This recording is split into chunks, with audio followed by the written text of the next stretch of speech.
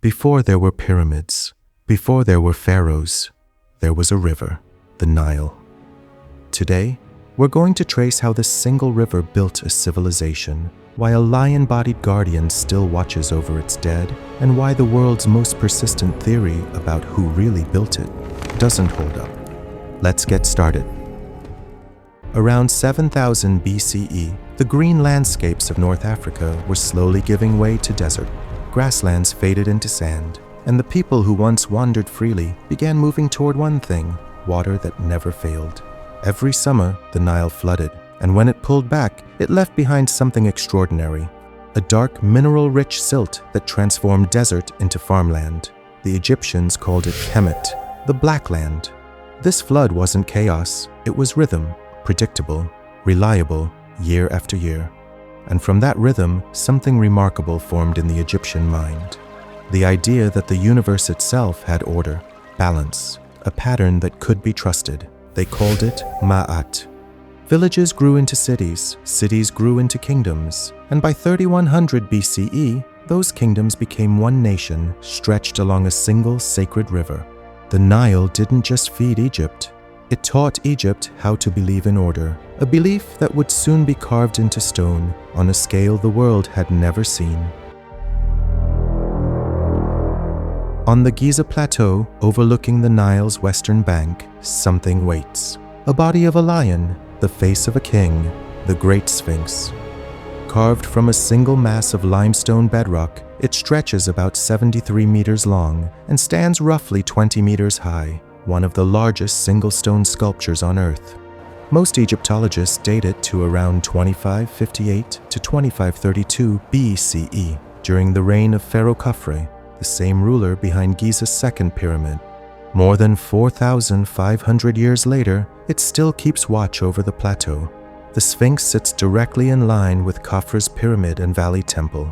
Its face closely resembles surviving statues of Khafre, and the carving techniques match other monuments from his reign. But here's what makes the Sphinx different from the pyramids beside it. There are no inscriptions from its builders, no text explaining why it was made or what its original name was. We know its rough age, we know its likely creator. We don't know for certain what the Egyptians who carved it called it, or exactly what it meant to them. And silence like that is where mystery grows. Look closely at the Sphinx today, and you'll notice something missing: its nose. For centuries, one story dominated: that Napoleon's soldiers shot it off with a cannon during his 1798 campaign in Egypt. It's a great story. It's also false. Illustrations of the Sphinx made before Napoleon was even born already show it without a nose. Examining the damage, researchers found evidence of something far more deliberate: marks consistent with rods or chisels, not cannon fire. The truth is less cinematic and more human. At some point, someone intentionally struck it away. Who did it, and exactly why, remains unconfirmed. Even the small mysteries surrounding the Sphinx refuse to stay simple. And that's exactly the kind of gap: an unexplained face on an unexplained monument that has pulled one particular theory out of the shadows for decades. Ask enough people about the pyramids and the Sphinx, and eventually someone will say it: aliens. The idea that ancient Egyptians simply couldn't have built these monuments alone, that somewhere, some extraterrestrial hand guided the chisel. It's a seductive idea. It makes the impossible feel explained, but it doesn't hold up against the evidence. Every technique visible at Giza, quarrying limestone, hauling blocks on sledges, carving with copper and stone tools, appears elsewhere in Egypt, on monuments we can trace, step by step, through less impressive earlier attempts. The Sphinx wasn't Egypt's first great stone project. It came after generations of practice, after Djoser's step pyramid, after Meidum's collapse, after the bent pyramid's redesign. Egypt didn't leap into perfection, it earned it, through trial, failure, and correction. Nearby worker settlements show something aliens don't need: bakeries, breweries, medical care for injured laborers, and the remains of the people who built these monuments. Evidence of an organized human workforce, not an inexplicable one. There is no anomalous technology at Giza, no mysterious material, no impossible tool marks. no engineering technique that lies beyond what Old Kingdom Egyptians are independently known to have achieved. But there's another problem with the alien theory. It isn't just that the evidence doesn't support it. Whether intentionally or not, it assumes that Bronze Age Africans couldn't have organized themselves well enough to build something extraordinary. That precision, patience, and generations of planning must have come from somewhere else. Yet the evidence tells a different story. Egypt's own records, and its worker cemeteries, reveal a civilization proud enough to preserve the names of many of the people who built its monuments. Real people, remembered for real work. What remains isn't evidence of visitors from another world. It's evidence of something arguably even more remarkable, a civilization that organized tens of thousands of ordinary people, farmers, haulers, stonecutters, craftsmen, priests, and administrators, around a shared belief sustained across generations without machines.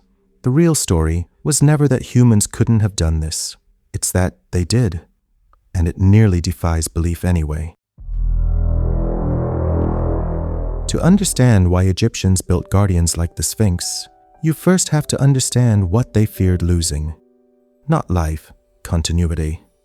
The Egyptians believed a person wasn't just a body. They were several interconnected parts. The Ka, a life force that still needed food and offerings. The Ba, a personality or soul that could leave the tomb, travel between worlds, but had to return. And, if everything was done correctly, the Ak, a transformed, eternal spirit. If the body was lost or destroyed, that return had nowhere to happen. Identity itself could unravel. So preserving the body wasn't vanity. It was survival, an insurance policy against disappearing forever. And turning that belief into reality required one of the ancient world's most disciplined and remarkable rituals. Mummification, in its most developed form during the New Kingdom, took around 70 days. It began, uncomfortably, with the brain, removed through the nose using a long hook tool and discarded. Egyptians didn't yet understand its function. They believed thought, memory, and emotion resided in the heart instead. Through a small incision, embalmers removed the lungs, liver, stomach, and intestines, each carefully washed, treated, and placed into 4 canopic jars, protected by 4 guardian deities. The heart stayed behind, deliberately. It was considered too essential to remove, the part of a person that would one day be weighed against the feather of Ma'at in the afterlife's final judgment. Then came natron, a naturally occurring desert salt, packed around and inside the body for roughly 40 days, drawing out every trace of moisture that decay depends on. Once dried, the body was cleaned, anointed with oils and resin, and wrapped, layer after layer of linen, sometimes hundreds of yards of it, with protective amulets tucked between the folds. Priests performed this sacred work while wearing the mask of Anubis, the jackal-headed god who guided souls between life and death.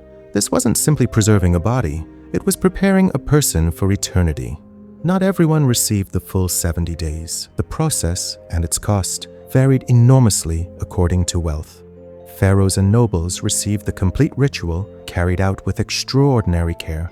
Poorer Egyptians were often preserved more simply, sometimes little more than burial in the desert, allowing heat and dry sand to achieve naturally what embalmers did by hand. But the belief itself belonged to everyone. Every family that could manage it tried to give their loved ones the same promise, a body worth returning to. Now the pieces connect. A river that taught Egypt the meaning of order, a civilization that believed the soul could be lost, and fought, ritual by ritual, to prevent it. And on the edge of that sacred ground, facing the sunrise, a guardian. The Sphinx doesn't perform the ritual, it watches over the place where the ritual happens, the necropolis, where mummified kings waited for their Ba to return and for their Ak to be born. Lion strength, human intelligence, positioned to face the rising sun, the same sun the Egyptians associated with rebirth every single morning. Not a mystery built by outsiders, a promise, built by a civilization that refused to accept that death was the end of the story. Return to the Nile at dawn. The water still flows, though its floods are now held back by dams, The desert still stretches beyond the fields. And on the plateau, the Sphinx still faces east, waiting, as it has for more than 4,500 years, for another sunrise. We came looking for aliens, for shortcuts, for something beyond human capability to explain what stands before us.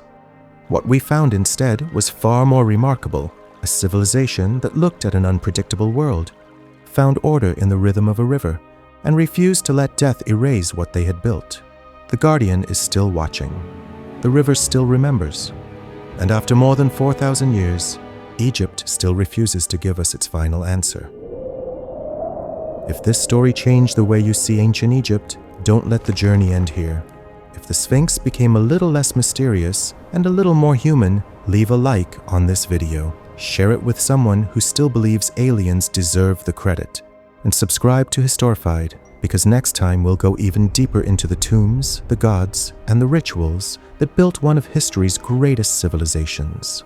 Because the greatest mysteries of Egypt were never hidden beneath the sand. They've been waiting in plain sight all along.